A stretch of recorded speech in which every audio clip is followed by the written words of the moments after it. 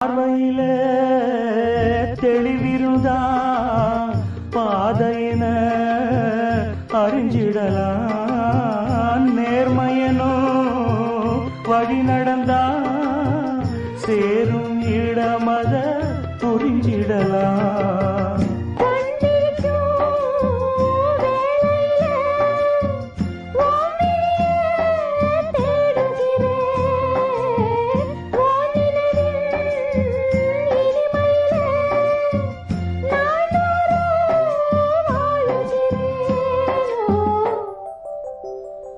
ஏராசாத்தி நீ வாழணும் அதை என்னாலும் நான் பார்க்கணும்.